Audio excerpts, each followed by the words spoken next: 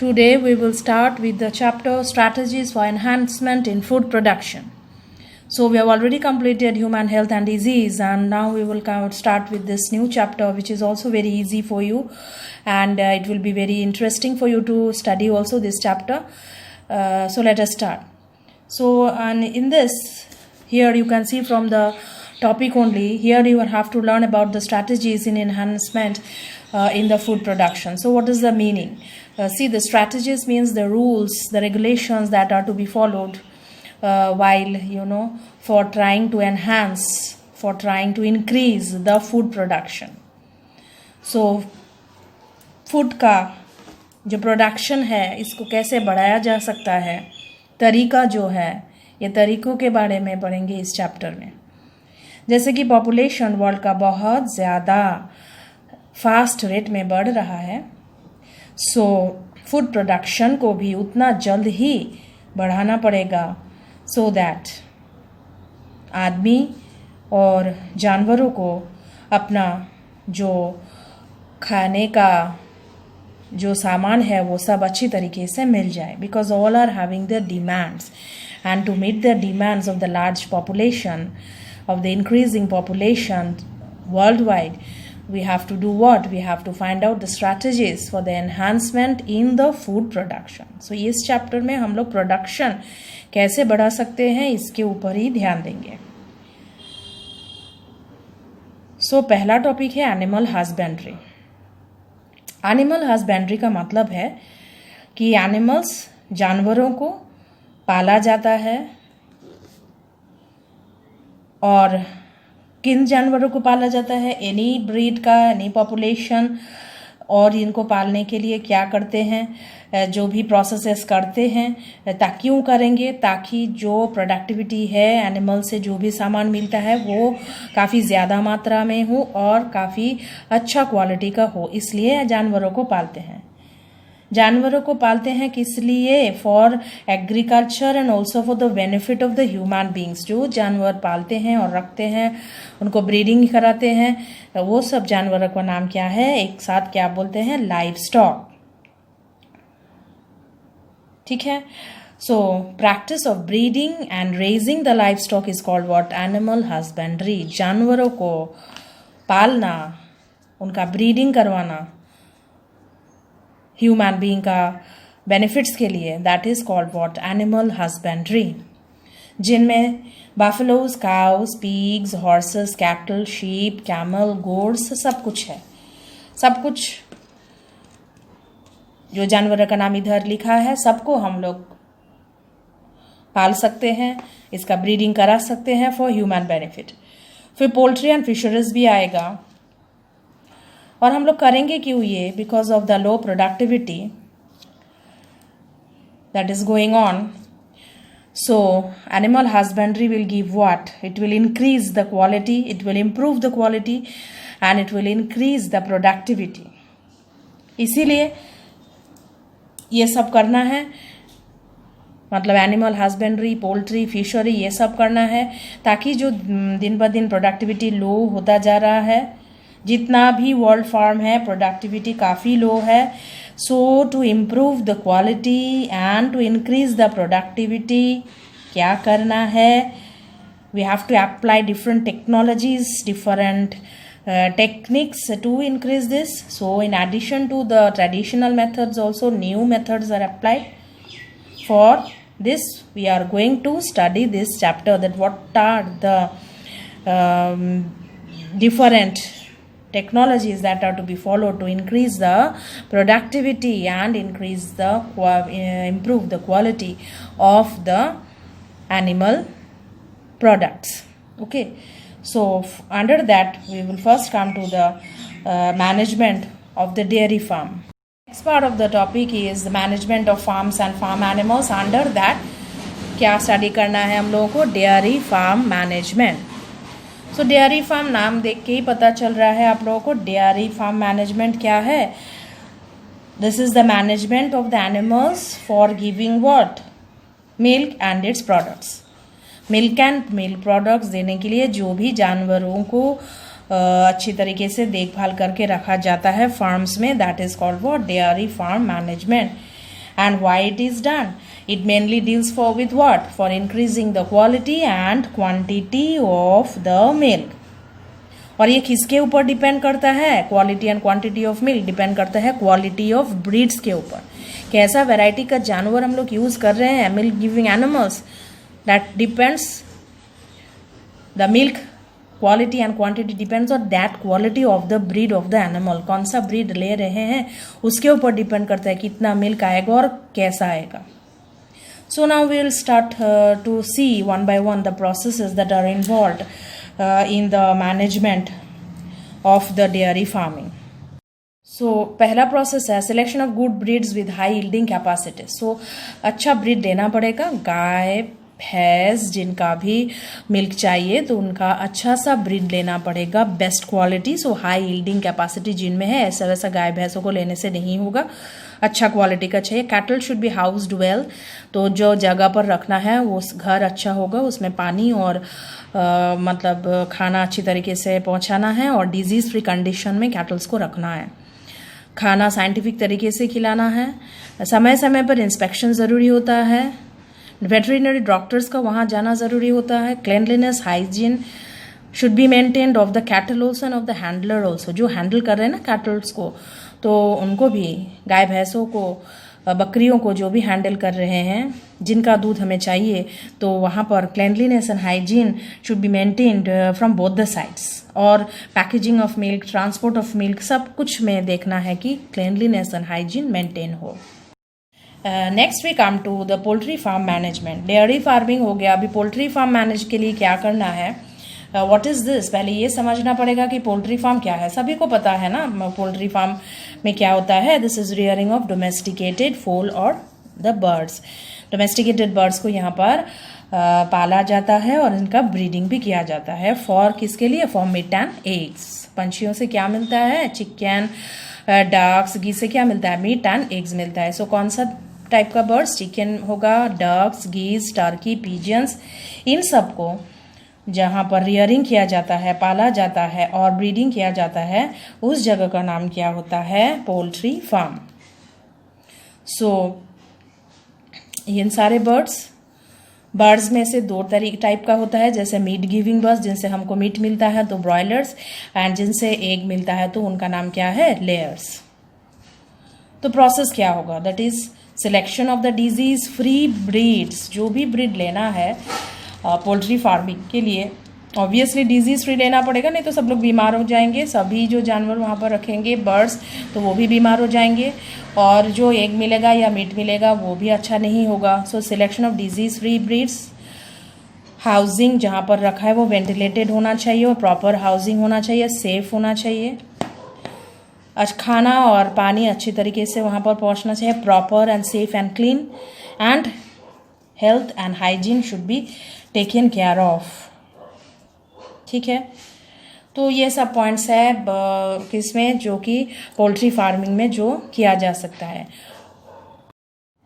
अभी आते हैं टॉपिक बर्ड फ्लू में। बर्ड फ्लू आप लोगों को मालूम है कि बर्ड्स का जो बीमारी है, कभी कभी बर्ड्स पोल्ट्री फार्म में बीमार हो जाते हैं due to the infection of virus, और जिसका नाम है बर्ड फ्लू, और इसको एवियन फ्लू भी कहा जा सकता है, जिसका दूसरा नाम है एवियन फ्लू। फ्लू का एक्चुअली मतलब क्या है? This is caused by virus, जहाँ पर मतलब ठंडा लग जाता है और ये वायरस से ही होता है। तो ये बर्ड फ्लू है विच इज़ क्वाइट डेंजरस, क्योंकि कांटेक्ट में जो भी आएगा उसमें फैल जाता है ये। सो जो भी हैंडल करता है पोल्ट्री, उसको ये होने का चांसेस है, क्योंकि ये कांटेक्ट में आने से हो सकता है, एक्सक्रीशन से हो सकता है, और सिक्रीशन जो भी बर्ड्स के बॉडी में से निकलता है उससे ये बर्ड फ्लू स्प्रेड कर सकता है। तो प्रिवेंशन कैसे करेंगे? By maintaining cleanliness, hygienic condition, then avoid eating raw eggs. कभी कच्चा अंडा नहीं खाना चाहिए, हाफ बॉयल भी नहीं खाना चाहिए, और अगर कोई पंछी जो है मर गया है, कोई भी पोल्ट्री का बर्ड, तो उसको जला देना चाहिए या फिर मिट्टी के नीचे दफना देना चाहिए। तो तभी जाके ये बर्ड फ्लू का जो स्प्रेड है मतलब वो ज़्यादा फैलेगा नहीं। तो मेनली क्या है? हेल्थ के लिए ध्यान देना है, और हाइजीन, क्लीनलीनेस, खाना और पानी अच्छे से बर्ड्स को देना पड़ेगा। Next we come to animal breeding. Why animal is to be breeded? For the same reason, animal का yield increase करना है, quality को भी improve करना है, desirable qualities चाहिए, अच्छा वाला qualities चाहिए, इसके लिए animal breeding ज़रूरी होता है. Breeding means what? Mating of the male and female to produce the good quality generation. सो ये चाहिए क्योंकि ईल्ड भी अच्छा होना चाहिए और क्वालिटीज़ भी ठीक होना, अच्छा एकदम बेहतरीन क्वालिटी होना चाहिए. तो इसलिए एनिमल ब्रीडिंग कराना पड़ेगा. इसका प्रोसेस क्या क्या है इसके बारे में हम लोग स्टडी करेंगे. उससे पहले ब्रीडिंग का मतलब एक बार देख लेते हैं. Group of animals related by distant and similar in most characters. So what is a breed? Breed means we are talking about breed and all. So breed means एक group of animals जो similar type का होते हैं और जिनमें most of the characteristics same है. They are coming from the same descent. जैसे grandfather से अभी का generation तक का same to same कुछ features मिलता जुलता एक जैसा जानवर जिनको क्या बोलते हैं of the same breed. And breeding means to mate. So you can see here the names Red Dane, Jersey, Brown Swiss. These are all the breeds of foreign cow. And Leghorn is a new variety of what? Chicken. This is another new breed of chicken. This is Leghorn. So these names Red Dane, Jersey, Brown Swiss are for the cow, foreign breed of cow. Breed मतलब क्या है? एक साथ सभी जानवर जो एक ही characteristics descend करते हैं, मतलब फीचर्स जो है कैरेक्टरिस्टिक्स वाइज जो है सब सेम टू सेम होंगे. तो और मतलब प्रीवियस जनरेशन सेम होगा, कैरेक्टरिस्टिक्स में सिमिलैरिटीज़ होंगे, उसको क्या बोलते हैं? Breed. This are of same breed ऐसे बोलते हैं. मतलब एक जैसा दिखने वाला है, एक ही टाइप का कैरेक्टरिस्टिक फीचर्स, कुछ तो अलग होगा लेकिन कुछ सिमिलर टाइप का कैरेक्टरिस्टिक होता है. इसको बोलते हैं क्या? सेम ब्रीड में. So next we will start the animal breeding process. Now you can see animal breeding are two types, inbreeding and outbreeding. Mating जब दोनों सेम ब्रीड में होता है that is inbreeding. You can see the term in. And outbreeding is mating between the different breeds.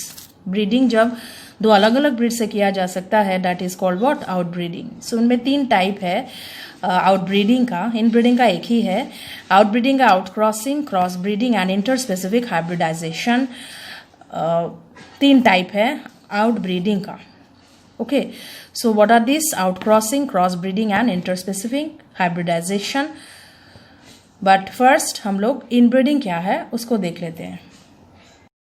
So first is inbreeding.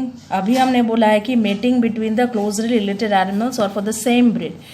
Mating between the closely related animals or between the same breed is called what? Inbreeding. एक ही breed में जब मतलब same breed में अगर breeding करवा रहे हैं, mating करवा रहे हैं, so that is called what? In breeding. तो क्या करना है process? Superior male and superior female को आइडेंटिफाई करना है. मतलब सबसे बेस्ट क्वालिटी वाला मेल एंड फीमेल चाहिए.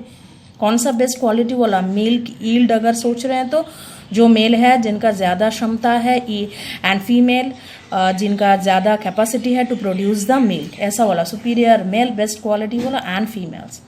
Then the progeny, which is the best one to be chosen for further mating. Next जो progeny आएगा मतलब offspring जो आएगा that will be chosen for further mating. दोनों का union, superior male and superior female का union से जो बच्चा आएगा उसको भी छांट के रखते हैं कि फर्दर मेटिंग का प्रोसेस आगे बढ़ेगा. सुपीरियर मेल किस बेसिस से चुनेंगे? मिल्क ईल्डिंग क्वालिटी कैसा हो रहा है, कितना हो रहा है, ऐसा. सुपीरियर मेल किस बेसिस में चुनेंगे? जो कि सुपीरियर प्रोजेनी देने में उसका क्षमता रहेगा, ऐसा मतलब काफ़ी स्ट्रॉन्ग मेल चाहिए होगा to produce the superior progeny. So now we will come to the advantages of inbreeding. देखो एडवांटेजेस में क्या है, यहाँ पर अगर इनब्रीडिंग कराते जाएंगे तो हम लोग को सिर्फ same to same quality, parents जैसा क्वालिटी वाला प्रोजेनी मिल जाएगा. So this is called what? Pure line of breed. मतलब सेम टू सेम क्वालिटी वाला प्रोजेनी या ऑफस्प्रिंग मिलेगा. ठीक है. नंबर टू में this will increase the homozygosity. Homozygosity means similar type of characteristic features. Okay, homozygous all are same.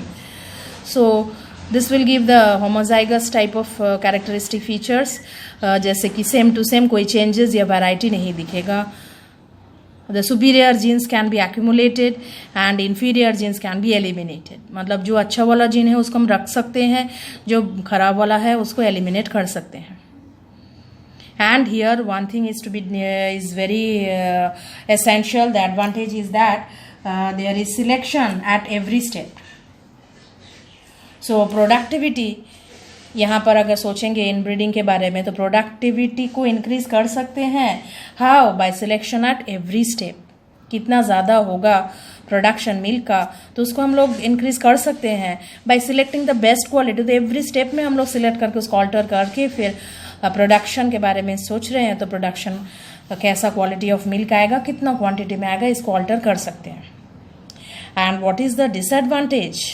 लगातार जो inbreeding होगा उससे क्या हो सकता है? Inbreeding depression that reduces what fertility and productivity. बहुत बार इनब्रीडिंग करवाने से क्या हो सकता है? फर्टिलिटी कम हो सकता है और प्रोडक्टिविटी भी कम हो सकता है. ठीक है, this is called what? Inbreeding depression. So इसके लिए हम लोगों को कुछ और तरीका सोचना पड़ेगा, जैसे कि out breeding. Let's see what is outbreeding. Outbreeding is the breeding of animals which is unrelated. The animals which are unrelated of the same breeds with no common ancestors for 4 to 6 generation or between different breeds or species. So outbreeding में क्या होगा? Outbreeding में हो सकता है कि unrelated animals of the same breed को हम लोग ले सकते हैं जिनका कोई common ancestors नहीं होगा 4 to 6 generation तक. Ancestor मतलब पूर्व पुरुष जो पहले नहीं होगा, 4 to 6 जनरेशन तक का कॉमन एंसेस्टर्स नहीं मिलेगा, ऐसा सिलेक्शन कर लेंगे. और in between the different breeds और बिटवीन द डिफरेंट स्पीशीज, ऐसा वाला प्रोसेस का नाम क्या होगा? आउटब्रीडिंग. इनब्रीडिंग में सेम टू सेम होता है, related species of the same breed, और यहाँ पर unrelated animals of the same breed और बिटवीन द डिफरेंट ब्रीड्स और डिफरेंट स्पीशीज. सो पहला है out crossing which is same breed with no common ancestors.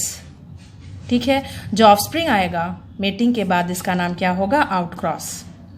Okay, so this is the best breeding method for the animals जिनका milk का production below average है और growth rate भी ज़्यादा ठीक नहीं है, साइज ऑफ द कैटल भी ठीक नहीं है. तो वहाँ पर ये बेस्ट ब्रीडिंग बोल सकते हैं आउट क्रॉसिंग को, जहाँ पर सेम ब्रीड का जानवरों को लिया जाता है विदाउट द कॉमन एंसेस्टर्स, और इनको क्रॉस कराने से जो ऑफस्प्रिंग आएगा इसका नाम क्या है? Out cross. Which is the best breeding process? Out crossing, जहाँ पर मिल्क क्वालिटी बहुत ही लो है और ग्रोथ रेट भी काफ़ी.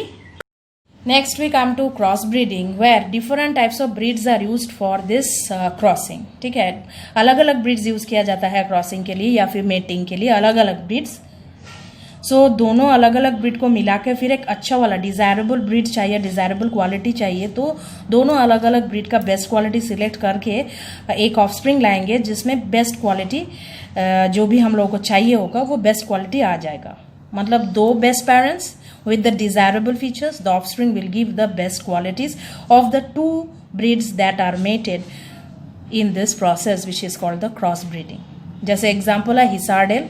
This is a new breed of sheep which is bred by mating what Bikaneri ewes and merino rams. दोनों को मिला के फिर ये पंजाब में पहले हुआ, दोनों को मिला के Bikaneri ewes and merino rams दोनों को मेटिंग कराने के बाद जो आया है this is Hissardale. This is a new sheep breed which gives the best quality that was wanted और desired by the people.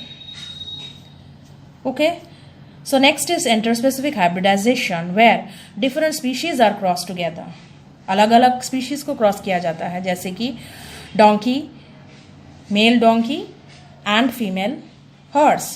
So female horse को यहाँ पर क्रॉस किया जाता है मेल डोंकी से. दोनों अलग अलग ब्रीड्स हैं, अलग स्पीशीज है, और इसको क्या बोला जाएगा? इंटर स्पेसिफिक हाइब्रिडाइजेशन, क्योंकि दोनों स्पीशीज जो है अलग अलग है. सो inter species hybridization, whatever we are getting is the hybrid one because they are all of different species.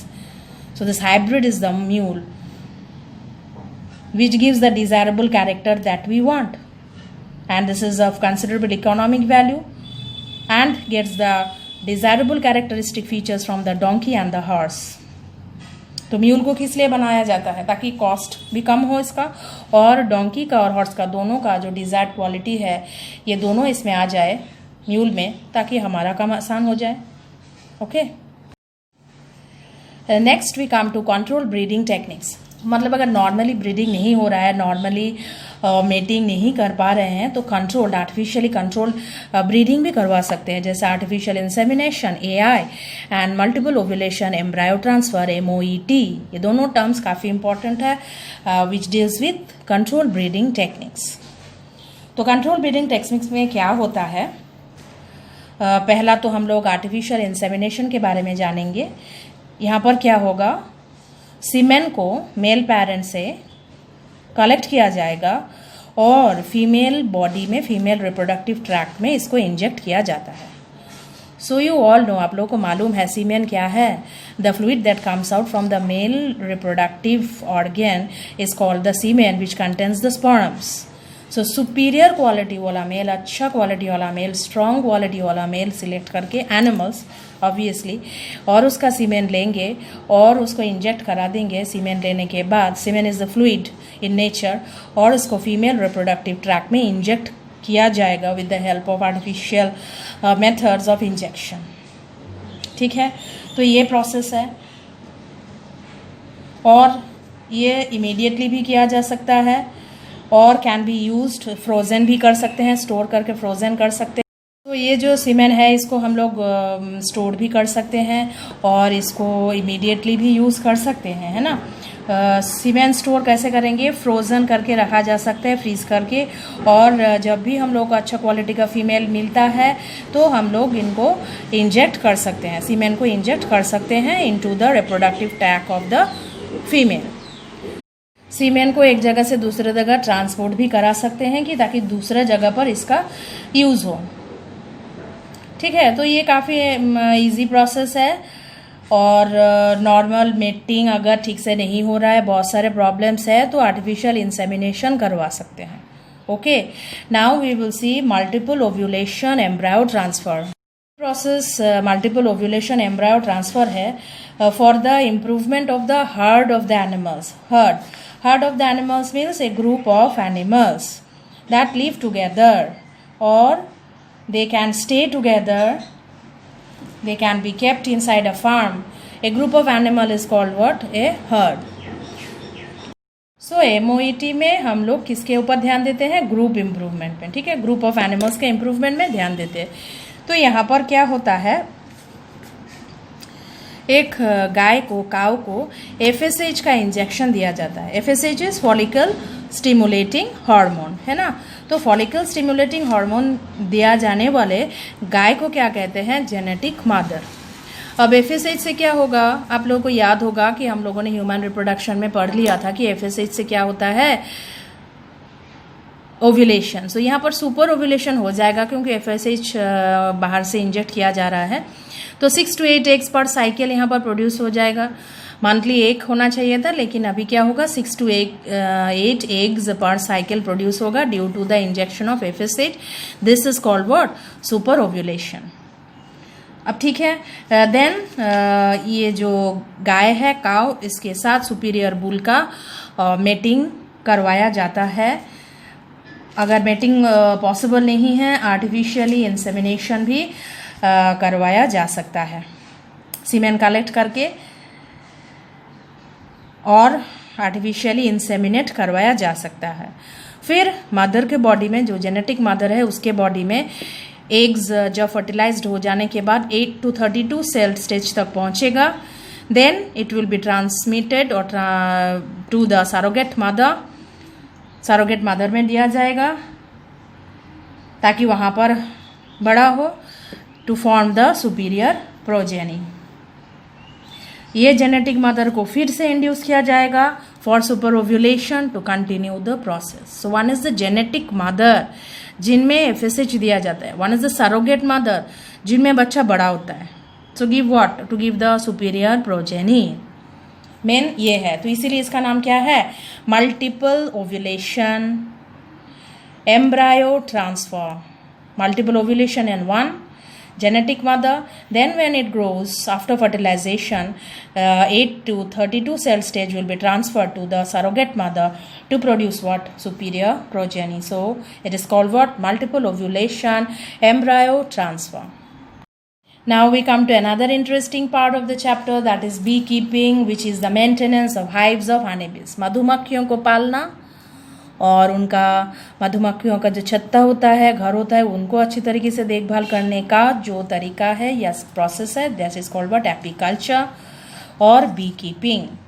तो किस लिए हम लोग मधुमक्खियों से अपना नाता जोड़ेंगे? To produce, to get what? Honey and wax. Honey and wax का मार्केट में बहुत वैल्यू है, तो इसलिए बी कीपिंग जो प्रोसेस है ये काफ़ी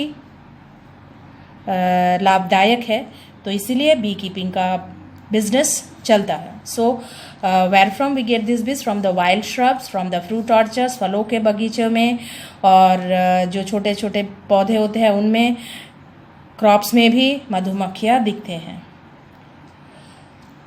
मधुमक्खियों का इंडियन नेम है एपिस इंडिका. This is scientific name of the Indian bee. ठीक है, तो अब चलते हैं प्रोसेसेस के बारे में. ये जो बी कीपिंग है ये कैसे होता है, जैसे हम लोगों को नॉलेज होना चाहिए, ज्ञान होना चाहिए कि बी कीपिंग कहाँ पर करना चाहिए और किस जगह पर. मेनली ये जो एरियाज है जहाँ पर मतलब बहुत ही पेड़ पौधे हैं, फलों के बगीचे हैं, यहाँ पर ज़्यादा होगा. और बी का नेचर क्या है, हैबिट्स क्या है, इसके बारे में नॉलेज होना बहुत ज़रूरी है. उसके बाद लोकेशन सिलेक्ट करना है कि हम लोगों को कहाँ पर ये जो है प्रोसेस बी कीपिंग का ये कहाँ पर करना है, इसका जगह सिलेक्ट करना पड़ेगा for keeping the bee hives. Then how to catch the bees and how to maintain their hives. Okay, catching and hiving is very important. Then handling and collection of the honey and bees wax, ये इसका भी knowledge होना चाहिए कि कैसे handle करें, कैसे collect करें हनी को और वैक्स को भी. जो मोम होता है मधुमक्खियों छत्ता में, तो वो भी काफ़ी इंटरेस्टिंग है और काफ़ी इम्पॉर्टेंट है. इसके लिए इसका कलेक्शन भी काफ़ी इम्पॉर्टेंट है, जानकारी लेना काफ़ी ज़रूरी है, उसके बाद ही काम अच्छी तरीके से हो पाएगा. तो मेनली क्या है, knowledge in the field of the nature and the habit of the bees, और लोकेशन कैसा है, फिर कैसे हम बीज को वहाँ पर कैचिंग करके और हाइविंग का प्रोसेस कैसे होगा ये सब करेंगे. फिर बी हाइव्स कैसे मैनेज करेंगे, यही सब एपीकल्चर का प्रोसेस है, दिस पॉइंट्स है जिसको ध्यान में रखना पड़ेगा. बीज का यूज क्या है, क्यों करेंगे, क्योंकि these are good pollinators. Honey is used as food and beeswax जो होता है, जो मोम मिलता है, that is used in cosmetics and different types of polishes. चिपचिपा होने के कारण और सॉफ्ट होने के कारण कॉस्मेटिक्स एंड पॉलिशेस में यूज होता है. To the fisheries, this is the rearing, catching and selling of fish. आप लोगों को मालूम है फिशरी में क्या होता है, मछलियों को पालते हैं, पकड़ते हैं, उसका सेल भी करते हैं. मछलियों के साथ साथ मोलास्क भी, क्रैब्स भी, प्रॉन्स भी, बहुत सारे ऐसे जो एक्वाटिक एनिमल्स है, उसका रियरिंग, कैचिंग एंड सेलिंग का नाम क्या है, फिशरीज. जिसमें कतला, रोहू, this are common fresh water fishes and marine fish, समंदर में रहने वाले मछलियों का नाम है हिल्सा, सार्डिन, मैकरल, पॉम्फ्रेट, ये सब.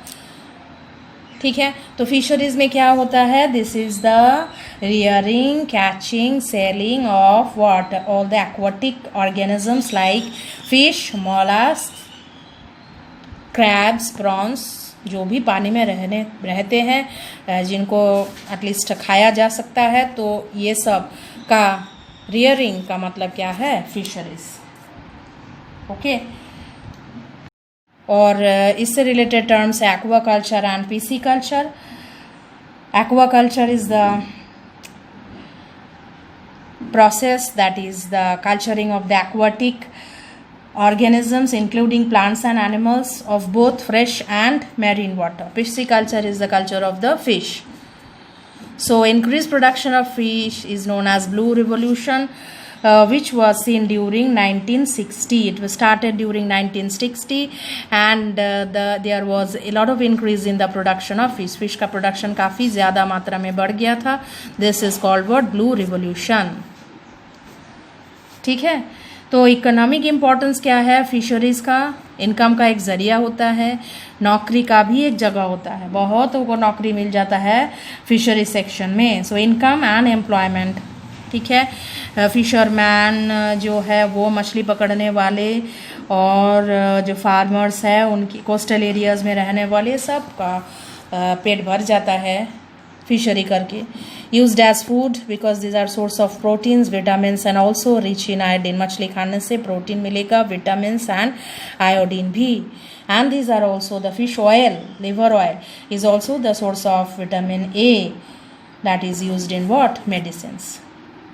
Okay, so today we have discussed a lot about the strategies including the animal breeding, outbreeding, crossbreeding. Okay, and also we have studied about interspecific hybridization and the different techniques like artificial insemination and multiple ovulation, embryo transfer. We have also studied beekeeping and fisheries. So I think all of you have understood this part of the chapter because this is also very easy. In the next class we will be starting with the next part of this chapter, which is strategies for enhancement in food production.